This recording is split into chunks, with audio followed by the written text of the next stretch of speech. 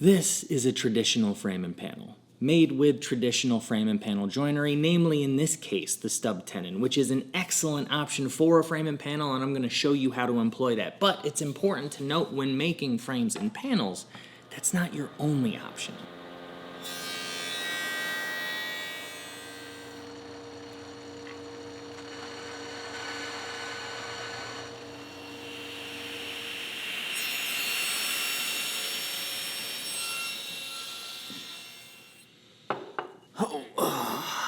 Yeah, I had to take a moment and make a little bit more coffee. That's better. Now, right off the jump, I want to focus on the half lap because it's the simplest of the joints to make. You can make it with a standard blade. You can do just a bunch of little nibble cuts. You can also do a speed tenon, which we're not going to get into in this video, but it's a technique I use often. However, in order to get the best joinery, the flattest surfaces, and the most efficiency out of it, I'm going to switch this out for a dado stack. If you don't have one, you don't need one. Don't think that you do. You can, again, make nibble cuts. You can also use a tenoning sled on your fence and make a vertical cut for that one cheek. There's a myriad of different ways and techniques that you can employ to get accurate joinery with this blade. But I have a dado stack, so I'm going to use it. So early on in my career, I admit I never really wanted to take the time to set up a dado stack. I never felt like I was really getting that time back. I didn't feel like it was necessary. It was just an extra hassle and an extra step. But I admit I've been converted, and I'm largely going to blame my shopmate Larissa for that. I think that she uses the dado stack all the time, and while even on the SawStop there is that extra step of switching out the cartridge, still, in the end, I think that I get a cleaner cut, a better surface, and if I'm cutting more than 4 or 5 joints, then it is a real time saver. So, color me a convert. Here we are. Now, for this particular joint, it's not a dado, it's essentially a rabbet, so I'm not worried about how many pieces I actually put on the stack itself. It's just going to be as wide as it wants to be. But it is wide enough where I can't put the stiffener on there, so I take that off and I put the nut back on, and essentially I'm ready to go. This stack was somewhere in the range of like, I don't know, 5/8, 3/4. I have no real idea, and it doesn't matter because I just need to be able to remove a lot of material quickly and get a flat surface. Now I've got some scraps sitting around. This is what I'm going to cut these pieces with. And my first move is going to be to set the height of the blade. Now, at first, it's going to be a little bit of a guessing game. I'm just aiming for the center of the board. And after a couple of tries, you can dial it in till it's exactly right. Now, with the depth of cut set and appropriate, all we have to do is set the length of our cheek or the depth of our shoulder, however you want to phrase that. So I like to take a piece and set it on top, give myself a pencil line, and basically just set up the tooth to the pencil line, and then I can dial it in from there. Now you can have a stop on the back or the front of the piece. It doesn't actually matter. If all of your pieces are the same length, then having a stop on the back might be a smarter idea. If your pieces are different lengths, as they are in this case, I would have a long rail and a short stile, or strike that, reverse it. Then it makes more sense for me to set up the stop on the front side of the cut because that way I can use the same stop for all of my pieces. So now that everything is cut and looking good, and oh yeah, that's satisfying. Now, at the end of the day, this is, of course, a frame and panel and not just a simple half lap, which means in order to put a panel in this piece, we need to have a groove in there. So I just take it back to the bench and bang one out on the plow plane real quick because, you know, why not? And then, after all that work of 10 minutes or so, we have a perfect half lap with a groove for our frame and panel. Now, listen. Does it make any sense for me to cut a half lap joint at the table saw and then use a plow plane to actually make the groove? No, of course not, but I had this dado stack set up on my table saw and I didn't feel like setting it back up to the original blade in order to do that, and I didn't want to set up my router plane, my router table, so hey, here we are. Okay, let's just take a deep breath before we blow up the comment section. But the point is this: the moment you run a through groove in your half lap, you're going to see it on the end grain.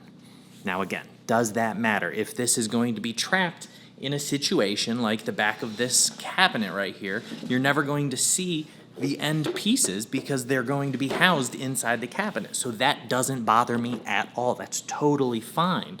But if you're using this joint because it needs to be more structurally sound, because it's, say, the front door of the cabinet, then you don't want to see that blown out on the side there. So you then have to create a stopped groove, which is very simple to do with the router table or with some other tools, but it just means it's an extra step.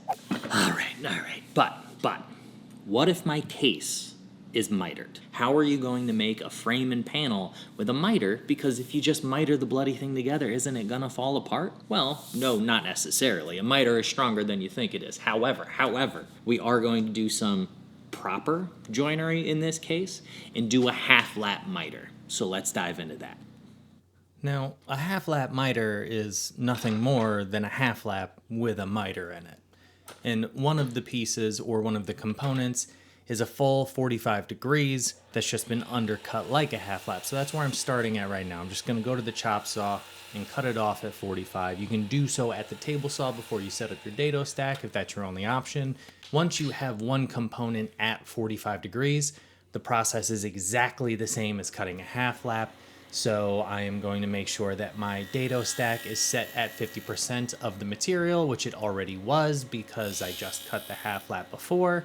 I'm going to set my fence to the thickness of the material, or the width of the material rather, and that's going to give me, theoretically, a shoulder that lines up with the bottom of my miter. Now, for the second component, the process is similar but opposite. So I'm going to line it up the same way as I did before, and I'm just going to mark my line with a pencil at my 45. And that's going to tell me how much material I actually need to remove. Once I have that set up, then it's just a series of setting up whatever jig or fixture you have. In this case, I have the sliding fence for my sliding crosscut table. So I'm going to set that up at 45 degrees and use that. You can do the exact same thing with a crosscut sled that goes on top of your table. No difference, 6 1/2 dozen the other, whatever you have available to you and whatever makes you happy. So you can see with our pieces cut and ready to assemble, what you have here is a joint with the aesthetic of a miter, but all of the glue strength and structural integrity of a half lap, which is a rare combination. Now that's a sexy joint. It's a delight, and it's not that difficult to cut, as you can see. Once I actually have my components set up for a normal half lap, then it's just manipulating the fence at a 45 degree for one of the cuts. But you run into the same exact issue if I'm doing a plow on this piece specifically. If I do a through groove, then you're gonna end up seeing that on the end grain the same way that I did with a standard half lap. So you end up having to go through the same process with both of these joints, which is to say a stopped groove. And again, totally reasonable way to approach it, but in this particular instance, when I have no need to worry about structural integrity because this panel is going to be glued in, I'm just going to do my standard old stub tenon because it's the fastest way to do this joint. So let's bang that real one out for this real cabinet. Let's really do it this time. Now my first step in this process is going to be to cut the grooves in the rails and stiles, and because I had more than one sample piece to cut, I actually did do it at the table saw. But now that we've got that out of the way, we can talk about the stub tenon. The process is going to start very similar to the half lap in that I'm just going to guess the height of the blade, make a cut, and see if it fits. And you can see here I'm a little bit loose. So I'm going to lower the blade down, make another cut, and try again. And once I have a nice tight fit, then I can go ahead and cut my real components, and they're all going to get cut exactly the same, so the process takes no time at all. It's just cut, flip, push up to the stop, cut again, repeat on the other side, and repeat for all, in this case, 5 pieces. Now fitting my panel to the frame is actually super simple because I typically mill my panels to the same thickness as my rails and stiles. What that means is when I go to cut the tongue on my panels, I can use the exact same setup as what I just had ready for the stub tenons because they're the same thickness.